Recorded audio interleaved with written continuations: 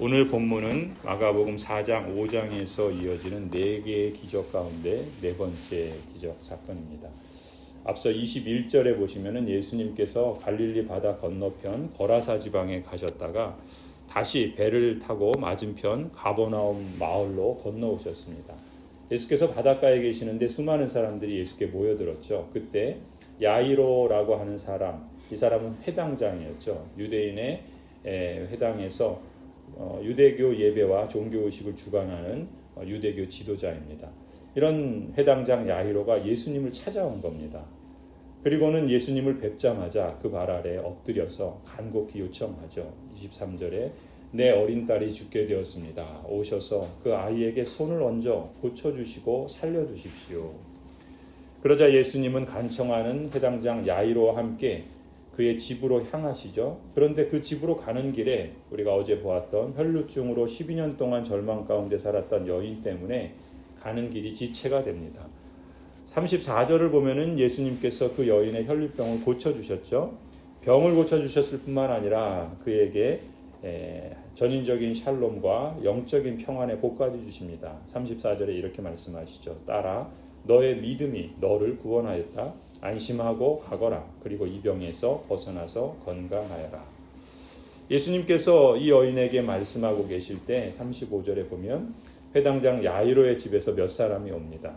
안타깝게도 비통한 소식을 전하죠.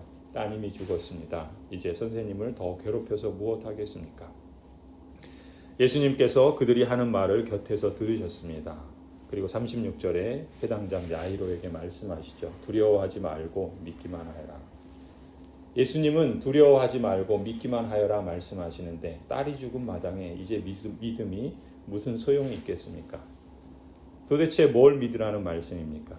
37절을 보면은 우선 예수님은 절망과 또 낙담에 빠져 있는 사람의 곤경에 대해서 결코 모른 채 하거나 가만히 계시지 않고 예수님은 이미 야이로와 함께 계셨을 뿐만 아니라 지금도 여전히 일하고 계시는 분이신 것을 보여줍니다.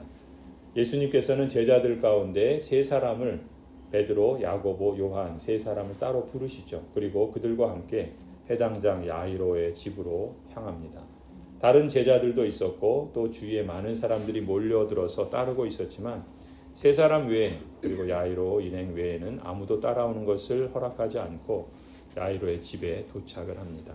38절에 사람들은 이미 죽은 어린 딸로 인해서 울며 심히 통곡하고 있었습니다. 그 모습을 보신 예수님께서 집으로 들어가셔서 사람들에게 말씀하시죠. 어찌하여 떠들며 울고 있느냐? 그 아이는 죽은 것이 아니라 자고 있다. 이번에 하신 예수님의 말씀도 상식을 가진 사람이라면 도저히 이해할 수 없는 말입니다. 죽은 아이에게 자고 있다는 말이 되겠습니까? 이해할 수도 없을 뿐만 아니라 받아들일 수도 없는 그런 말씀이었습니다. 아니나 다를까 거기 모인 집안 사람들이 모두 예수님을 비웃죠. 사람들이 경험하지 못한 것, 또 자신들이 알아듣지 못하는 것에 대해서 보일 수 있는 반응은 그저 비웃음 뿐입니다. 하지만 예수님은 사람들의 비웃음에 전혀 개의치 않으시고 오히려 그들을 다 내보내시죠. 그리고 나서 아이의 부모와 함께했던 3명의 제자들을 데리고 딸의 시신이 안치되어 있는 곳으로 들어가십니다. 그리고 41절에 예수님께서 죽은 딸의 손을 그 시신을 잡습니다. 유대교 정결 규례에 따르면 시신을 만지는 사람은 부정하게 됩니다. 모세 율법에 말씀하셨죠. 그 조항을 예수님이 모르시겠습니까? 누구보다 더 잘 아시는 예수님께서 딸에게 안수하여 달라고 간청했던 야이로의 마지막 소원을 들어주신 것입니다. 그런데 예수님께서 말씀하시죠. 탈리다 쿰. 탈리다라는 말은 헬라어로 소녀야 부르는 말이고 쿰이라는 말은 아람어로 일어나라 라는 말입니다. 소녀야 일어나라 이렇게 예수님께서 어린 딸의 죽은 시신의 손을 붙잡고 말씀하실 때 죽었던 소녀는 진짜 자고 일어난 아이처럼 일어나서 걸어다니는 겁니다. 세상에 이런 일이 있을 수 있습니까? 42절 보면 개역개정에서는 이렇게 번역해요. 소녀가 곧 일어나서 걸으니 나이가 12살이라. 곧 일어났다는 것은 이것이 실제 사건이라는 것을 말하고 있고 나이가 12살이라는 말은 12살이 되면은 이제 성인식을 합니다. 그러면은 자기 판단을, 자기 분별력을 갖고 증인으로 설 수 있는 것을 말합니다. 그리고 그 사실을 옆에서 지켜보던 그 부모들과 또 3명의 제자들은 크게 놀라고 놀랐다라고 개역개정은 번역합니다. 현장에 있던 야이로와 그의 아내, 그리고 베드로, 야고보, 요한, 이 3명의 제자들은 죽은 딸이 살아난 감격과 안도함에 기뻐하기보다는 도대체 믿겨지지 않는, 믿을 수 없는, 듣도 보도 못한 기적에 압도되어서 그저 놀라고 놀랄 따름이었습니다. 그렇죠. 시체가 갑자기 예수님의 말씀과 손을 만지신 것으로 살아난다면 아마 사람들은 기적을 초풍하지 않겠습니까? 성도 여러분, 우리가 믿고 우리가 주님이라고 고백하는 예수 그리스도는 도대체 어떤 분이십니까? 누구시길래 인생에겐 끝이고 절망뿐인 죽음의 자리를 새로운 시작으로 기쁨 가득한 생명의 세계로 탈바꿈시킬 수 있으신 걸까요? 여러분이 믿는 예수님이 정말 이런 분이심을 확신하십니까? 눈에 보이는 세상의 틀에 갇혀서 합리성과 현실성이라는 이러한 상식을 고집하는 사람들에게는 전혀 보이지 않는 세계가 있다는 것을 여러분은 믿으십니까? 믿음을 그저 간절한 염원 정도로 보고 지성이면 감천이라는 그런 마음으로 거기에 통념에 길들여진 사람은 결코 실감할 수 없는 그 이상을 뛰어넘는 생명 얻는 아들의 나라가 있다라는 것을 여러분은 믿으십니까? 두려워하지 말고 믿기만 하여라. 생명의 나라로 초대하시는 예수님의 말씀을 비웃으면서 냉소적으로 반응했던 사람들에게는 죽음은 그야말로 모든 것이 끝나버린 절망일 뿐입니다. 그래서 앞에 4가지 기적 사건에서 본 것처럼 자신의 힘으로 풍랑이는 바다의 위협을 견뎌야 하고, 자신의 힘으로 귀신들의 압도적인 힘에 맞서야 하고, 자신의 힘으로 고통스러운 질병을 해결해야 하고, 자신의 힘으로 죽음 앞에 직면해야 하는 인생이 바로 비웃으며 냉소적인 반응에 사로잡힌 인생들의 모습입니다. 하지만 자신의 힘이라는 게 맞서야만 하는 그런 거대한 힘들 앞에서 얼마나 무력합니까? 우리가 다 죽게 생겼습니다 탄식하는 제자들을 보십시오. 아무도 제어할 수 없어서 늘 소리 지르고 돌로 자기의 몸을 해치는 그 남자를 보세요. 의사도 고칠 수 없고 가진 것도 다 허비하고 마음도 가정도 인간관계도 다 깨어진 여자를 보십시오. 제대로 손 한 번 써보지 못하고 죽음에 직면한 여자아이를 보세요. 모든 인생을 대표하고 있습니다. 모든 인생이 이토록 고통하고 있고 신음하고 있고, 그러다 결국 맞이하게 되는 운명이 죽음뿐입니다. 예수 그리스도를 만나지 못했다면 참으로 두려울 수밖에 없고 절망할 수밖에 없는 인생 여정이죠. 게다가 죽는다고 모든 고통과 절망이 끝이 납니까? 그렇지도 않습니다. 생각지도 못한 지옥의 고통이 이제까지 100여 년 겪은 고통보다 더 무시무시할 정도로 견딜 수 없을 만큼 그 영혼과 그 몸이 이 세상에 겪은 어떤 고통과 분노보다 더 극심하게 들이닥칠 것입니다. 평생을, 아니 영원토록 그 지옥의 고통 속에 사로잡히게 될 것입니다. 만일 이것이 인생이 맞이하는 유일한 선택이라면 참으로 모든 사람은 벌벌 떨며 절망할 수밖에 없을 겁니다. 그러나 내 기적 사건에서 우리가 읽고 본 것처럼 예수 그리스도께서 말씀하신 복된 소식, 복음이 있죠. 예수님께서 바람과 바다야 잠잠하고 고요하라 말씀하십니다. 귀신아 그 사람에게서 나오라 말씀하셨습니다. 딸아 내 믿음이 너를 구원하였으니 평안히 가라. 내 병에서 놓여 건강할지어다 라고 말씀하세요. 소녀야 일어나라 말씀하십니다. 예수 그리스도의 복음은 모든 믿는 사람을 구원하시는 하나님의 능력입니다. 고해 같은 인생도 귀신도 질병도 심지어 죽음에서도 구원하시는 하나님의 능력이 복음에 있습니다. 나는 복음을 부끄러워하지 않습니다. 이 복음은 유대 사람을 비롯하여 그리스 사람에게까지 모든 믿는 사람을 구원하는 하나님의 능력입니다. 그렇습니다. 사도 바울의 고백과 증언처럼 구원하시는 하나님의 능력이 임한 사람에겐 차별이 없고 제한이 없습니다. 남자든 여자든 유대인이든 이방인이든 종교적인 사람이든 종교적으로 부정한 사람이든 하나님의 그 능력은 차별이 없고 제한이 없습니다. 하나님의 선하신 뜻과 영원하신 작정 가운데 택하신 사람들을 하나님은 기필코 구원하시고 그 구원을 완성하십니다. 그래서 저도 복음을 부끄러워하지 않습니다.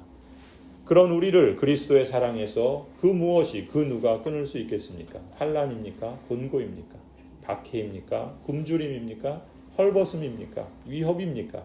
또는 칼입니까? 성경에 기록한 바 우리는 종일 주님을 위하여 죽임을 당합니다. 우리는 도살당한 양과 같이 여김을 받았습니다 한 것과 같습니다. 그러나 우리는 이 모든 일에서 우리를 사랑하여 주신 그분을 힘입어서 이기고도 남습니다. 나는 확신합니다. 죽음도 삶도 천사들도 권세자들도 현재일도 장래일도 능력이나 높음이나 기쁨이나 그 밖에 어떤 피조물도 우리를 우리 주 예수 그리스도 안에 있는 하나님의 사랑에서 끊을 수 없습니다. 우리 인생이 죄 많은 이 세상에서 마치 도살당할 양과 같이 매일 고난과 고통을 당하며 살아갈지라도 그러나 우리는 이 모든 일에서 우리를 사랑하여 주신 그분을 힘입어서 이기고도 남습니다. 저는 확신합니다. 죽음도 삶도 천사들도 권세자들도 현재일도 장래일도 능력도 높음도 기쁨도 그 밖에 어떤 피조물도 우리를 우리 주 예수 그리스도 안에 있는 하나님의 사랑에서 끊을 수 없음을 확신합니다. 이것이 하나님 나라에 속한 사람의 진정한 복인 줄 믿습니다. 성도 여러분, 그렇다면 같은 현실을 살아가면서 이처럼 180도 전혀 다른 세계를 살아가는 사람의 차이는 무엇에서 비롯되겠습니까? 오늘 36절 말씀처럼 두려워하지 말고 믿으라 말씀하십니다. 결국 믿음의 차이이죠. 창조주시오 구원자이신 예수 그리스도에게는 현실의 장벽이란 말은 없다라는 것을 증거하신 것입니다. 심지어 우리가 모든 것의 끝이라고 가장 큰 한계라고 여기는 죽음까지도 죽음을 이기시고 부활하신 우리 주 예수 그리스도에게는 결코 무너뜨릴 수 없는 철옹성이 아니죠. 그런 예수님을 진실로 믿는다면 죽음 앞에서도 필요한 것이 오직 믿음 외에 무엇이 필요하겠습니까? 우리가 거는 기대에도 한계가 있죠. 어떤 경계가 있기 마련입니다. 여러분은 어느 정도 기대하시고 어느 정도 믿습니까? 여러분이 예수님에 대해 거는 기대의 정도가 여러분이 스스로 설정한 믿음의 한계입니다. 야이로의 경우는 죽음이었죠. 이것에 따라 각자의 기도에도 한계가 있기 마련입니다. 그 한계를 뛰어넘으셔야 되는데 그걸 뛰어넘을 수 있는 것은 하나님 자신에 대한 지식과 그리고 굳은 확신과 신뢰입니다. 주님의 능력의 한계가 문제가 아니죠. 우리 믿음의 한계가 문제입니다. 그래서 주님께서 여러분에게 말씀하십니다. 두려워 말고 믿기만 하여라. 성도 여러분, 믿음은 죽음이 있고 온갖 한계 상황이 난무하는 현실 가운데 하나님께서 성경에서 계시하신 모든 말씀을 듣고 진리로 받아들이며 그 약속과 그 약속을 주신 하나님을 신뢰하고 끝까지 따르며 순종하는 것을 믿음이라고 말씀합니다. 내가 믿습니다라는 걸 믿는 게 아니에요. 구원 얻는 참된 믿음은 예수 그리스도께서 하나님의 통치와 그 능력이 여전히 우리 안에 역사하고 있다는 것을 인정하는 것이고 말과 행위로 예수님이 다스리시고 인도하신다는 사실을 끝까지 놓지 않고 의지하는 것입니다. 이 말씀 계시에 대한 지식 그리고 말씀하신 하나님 그분 이 모두를 믿고 고백하고 따르고 굳게 신뢰하는 굳은 의지 즉 확실한 지식과 굳은 신뢰 이 두 가지 정도에 따라 믿음이 있다, 믿음이 적다, 믿음이 좋다 이렇게 달라지는 것이죠. 그래서 믿음은 명사가 아니라 동사인 겁니다. 믿음은 잘하는 거예요. 성숙해져야 하는 것입니다. 어제의 믿음과 오늘의 믿음이 달라져야 하는 것이죠. 우리의 삶이 그래서 우리의 신앙생활에서 기도를 하든 말씀을 보든 봉사를 하든 선교를 하든 전도를 하든 또한 우리의 일상생활에서 가정에서든 일터에서든 그 모든 삶의 상황들과 그 상황에 대한 여러분의 응답들은 믿음이 자라고 성숙해지는 기회로 삼으실 수 있어야 합니다. 믿음은 현실을 외면하는 게 아니에요. 현실을 도피하는 것도 아닙니다. 현실에서 도망쳐서 산출되는 것이 결코 믿음이 아닙니다. 오히려 우리가 직면한 삶의 고통스러운 현실, 매일매일의 삶의 현장에서 그 현실을 보시고 아시고 통치하고 주관하시는 분이 예수 그리스도이심을 신뢰하는 것입니다. 그리고 우리의 마음을, 우리의 초점을, 우리의 삶의 방향을 오직 신실하시고 은혜로우신 하나님께 고정시키고 하나님을 끝까지 찾고 끝까지 붙잡고 인내하며 의지하고 끝까지 신뢰하는 것입니다. 특히 어렵고 힘들 때, 절망 속에 있을 때 정말 그때 믿음이 더 필요한 거죠. 야이로에게 믿음이 필요한 때는 언제였습니까? 딸이 죽었을 때였어요. 평소에는 믿음을 많이 강조하는데 큰 어려움이 닥치면 믿음이 온데간데 없는 경우를 봅니다. 그러나 예수님은 어려움의 때, 절망의 때, 길이 보이지 않는 때가 정말 믿음이 필요한 때라고 말씀하세요. 성도 여러분, 믿음의 주요 온전케 하시는 예수 그리스도를 바라보십시다. 우리 믿음의 창시자이시고 우리 믿음의 완성자이신 하나님을 바라보십시다. 두려워 말고 믿기만 하여라. 사순절을 지내며 믿음의 도전을 시도하십시오.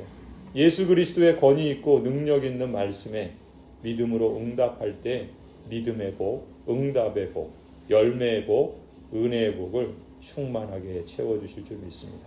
그러한 복이 여러분에게 이 사순절 기간에 특히 더 충만하게 채워지기를 간절히 축원합니다.